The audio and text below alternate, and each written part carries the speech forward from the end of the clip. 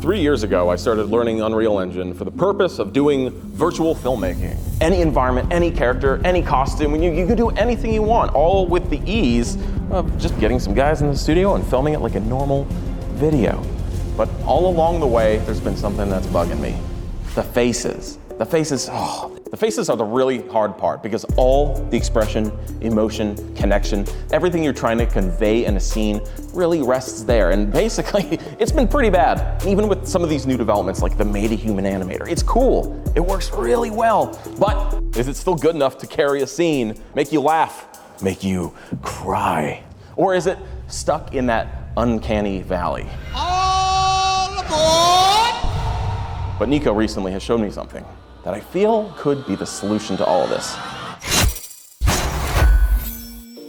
Making an artificial human face that looks 100% real is one of the hardest things to do in visual effects. Even with millions of dollars in modern technology, big studios still struggle to pull off convincing human faces. So here's the crux of the issue. So imagine if you have a rock.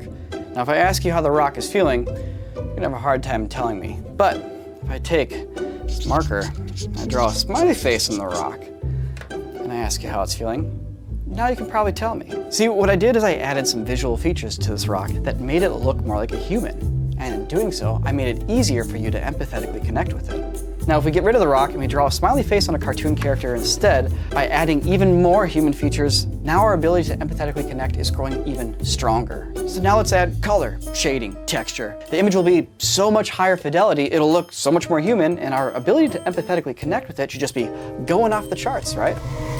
So chances are now actually the opposite thing is happening to you. You probably think this character looks weird and off-putting. It's hard to empathetically connect with it. So if you draw a graph with human likeness on the x-axis and emotional connectivity on the y-axis, we'll notice that as our character grows in human likeness, our ability to emotionally connect grows too. However, once we pass a certain threshold of human likeness and detail, our ability to emotionally connect takes a surprising dive.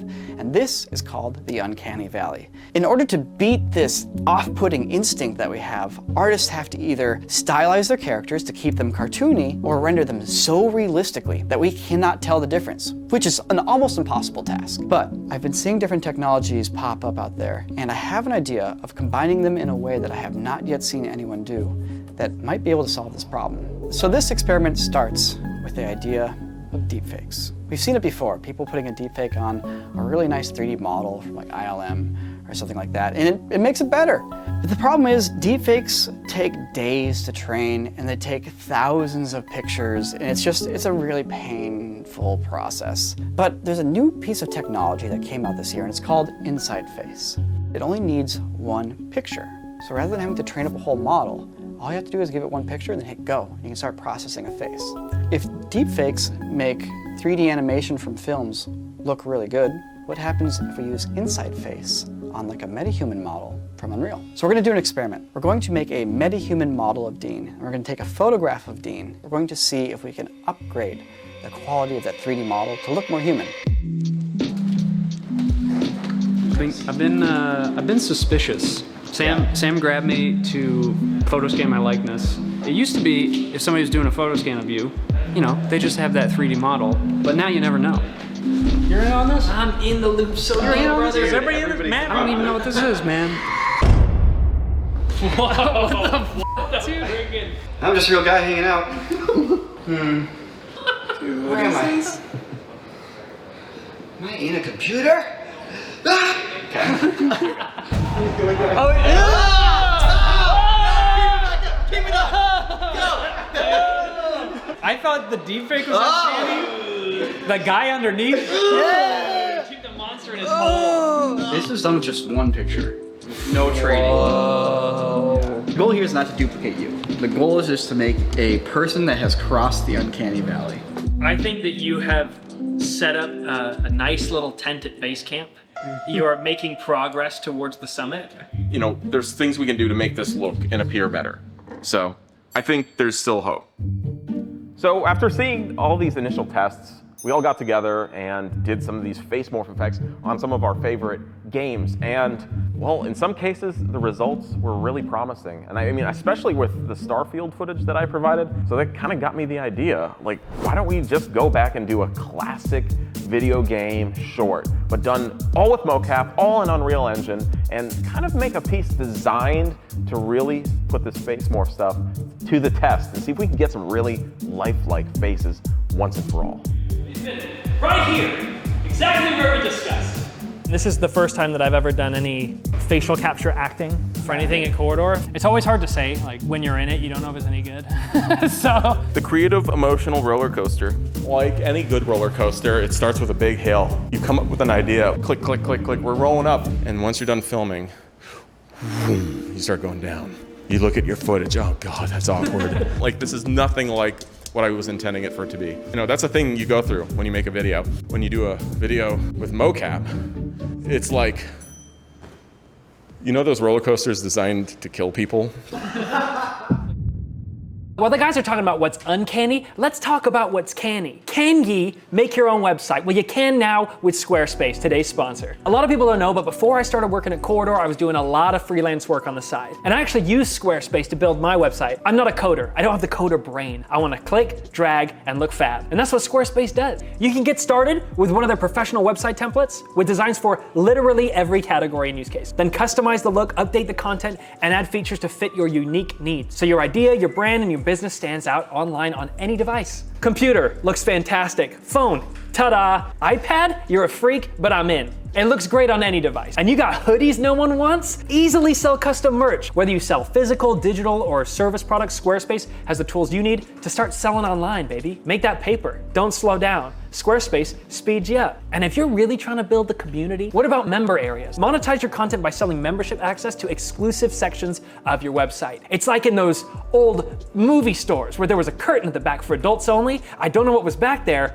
but certain members did. And you can make one of those on your website. What was back there? Members. Members, you dog. Squarespace helped me kickstart my career and it can help you too. So head on over to squarespace.com/corridorcrew for 10% off your first domain or website. Now let's get back to business. So, while Niko's working on the faces here, I still have a lot of work on my plate. I have all the mocap data from the Rococo suits, but it's gonna need to be cleaned up. Also, I'm gonna actually have to design an environment and create the whole world for the scene to take place in. One thing that has made it incredibly easy is cargo from Kitbash 3D. Look, this video isn't sponsored by Kitbash, but it is absolutely one of the coolest things I've ever used because they have their entire library of super high quality assets, and in one click, it can send that asset to your program of choice completely ready to render. I just feel like I'm playing with a giant toy chest here, ripping out all the coolest pieces and assembling them for my big action figures to go fight. We have our whole environment ready to go now. It looks beautiful. There's only one thing missing though, and that's the actual characters doing their performance. However, I can't just take the Rococo suit data, drop it into Unreal, and just hope for the best, because it's a really long take. You know, we're doing this as one single performance. So I've decided that today, well, is the day I learn how to use Cascador. If you haven't heard of it, it's AI-assisted animation software. What do I mean though by that? Well, first, it allows me to take the raw motion capture from Rococo. I'm able to deselect all the bones and joints and basically let Cascador take over the animation of lots of motions in the body to make it look a little bit more natural. On top of that, they have a feature called auto physics, which is blowing my mind. It actually looks at the body's structure and motion and rebalances that character's center of gravity. So what we're talking about is it can automatically like reposition, make your character jump, automatically do secondary motion if there's impacts. Yeah, highly recommended. Really cool stuff. And of course I cannot forget the facial capture. However, Made a Human Animator works so well that I am doing zero cleanup with the face animation. I'm taking the data from the phone and what's being processed in Unreal and using it raw, okay? That's how good that works. And so now that we have all these things together, we have our face, our body animation, we have our environment and our set, all I have to do here is drop everything into one file, do a little bit of blocking, set up some cameras, and hit render. Dude. Alright, so a bit of context. This is the 9th time I've changed clothes in this video. Yeah, oh wait, it's this Really? video? Yeah, we're like 9 wardrobes deep now. So here's what's up. There's nothing else. This is just all raw out of Unreal Engine. Tell us if it feels like you can emotionally connect with these characters. This is the first I've seen any of this, by the way. I even put it on your map, so. I see. So, will you tell me a little bit about this mission that we're on together? Listen, it's so good. Dude, It's catching every little nuance. some of your own quirks, your little like side smile that you do is totally showing through on that character. We actually did the face and body at the same time, which I swore off, but at the same time, I'm like really liking it. And with this especially, considering so much of it is somewhat ad-libby, you really want the subtle nuance of every little motion to match between the two so it doesn't feel untethered, you know?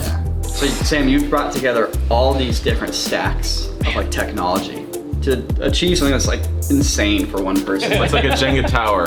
I have one more piece Uh-oh. that needs to go on the very top of it. I did a shot. Okay. Let me pull it up side by side on my computer. Okay, I really want to see this. So here is the raw, unprocessed. Okay. It's different. Yeah, but hold on, withhold judgment. Whoa, I'm feeling so many things. Like, what the heck? Where are we in the Uncanny Valley right now? Dude, we're climbing. There are absolutely moments, even in motion, where it looks completely real. Yeah, it's like the realism is higher, but it loses a little bit of that intensity. The question is it the right look for this video? And whatever the video needs at the end of the day is what the video needs, and it's Sam's call. He's processing a lot right now. There's always trade-offs here. Yeah, it makes the face look nicer, but it mutes the performance. So there's a lot of promise still. I think the only way forward is to really, we gotta do some more clips. Yeah. We gotta edit it with the dialogue, then we have to make the call. How many more shots did you do? I did 2 shots, but they're important shots, just in the chosen one. I need you to decide if we're going to run this process on the entire piece. God darn it.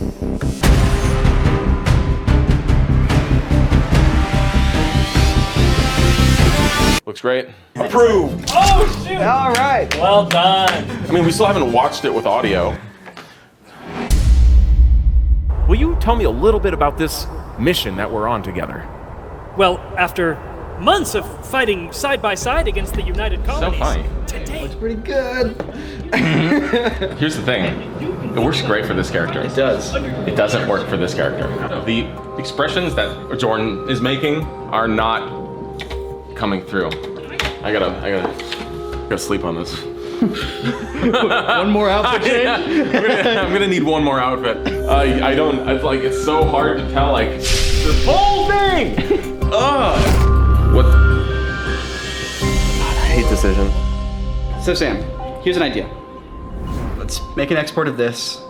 We do yours with the filter, Jordan Allen's without. Let's make a graph of the Uncanny Valley. Let's give everybody tokens. One for Jordan Allen's character, one for your character. Let's play this movie for them. chosen one. Over here. You'll see the whole thing without knowing that your character has the face morph applied. People place those character tokens on the Uncanny Valley graph. And if one character is higher than the other, we know which one's more emotionally connectable. Sam's character, and there were only a couple moments where I felt like this is a fake person. Sam's was so damn close to being up here. Kind of like a photoreal character, Sam. Your character looks really nice. The facial expressions, though, it brings me down. I don't really feel as emotionally connected than when I'm watching Jalen's character. Yours just had crazy good facial expressions because you're so expressive, obviously. I'm just gonna put this right there. They're both quite good. This one just has the edge. So as you guys maybe could tell, maybe you couldn't tell, one of the characters was straight out of Unreal Engine. The other character had the face morph applied. Can you guys guess which one was which? Sam, right, was the face morph, and Jalen was the raw, dude. That raw. The real question I'm facing is, while it does look very good and very lifelike, is this something that's distracting, having two characters like this face off? It's a tough one because the piece takes place in a video game. It doesn't matter how realistic they look. And I think also with comedy in particular, it's like so much of it is just the subtle nuance of facial animation, and like it picked up really nice on the motion capture, and again, muting that does kind of mute the joke maybe a little bit. But yeah, I guess if it's about emotion, right, every story is, then I think connecting to that character would take precedence for me, especially in a comedy, you know? So the crew has spoken. It's either high fidelity, low emotional nuance, or high emotional nuance, lower fidelity. And when I state it out loud, the decision perhaps seems obvious. I've thought long and hard about this. To stay true to the performance, the gag, I'm gonna have to go without it. It's tough to say that because there's been so much work put into it. I mean, I know how many like outfits we've had to go through to get to this point. Like we've woken up, changed our clothes so many times, but there's stuff missing from the final piece if we use this. It's covering up really important moments. Can we fix that? Honestly, I don't know. But the level of the way the face is tracked, I'm assuming that can be done with more nuance. You know, like the tool we're using isn't actually meant for video. It was initially designed to basically do like photo replacement. Really? What? Oh. Like, oh, we fell into that trap again of going like, ooh, like. Look, we're on YouTube, all right? We gotta try some new jumps once in a while, and it's not an experiment if it always has to go right. It's okay to do experiments and have them not work out. But maybe all I was here for at the end of the day was to be the spark that could light your fire. Well, it happened, because without this whole process, we would have never made this video. I mean, thankfully, it still turned out decently, so.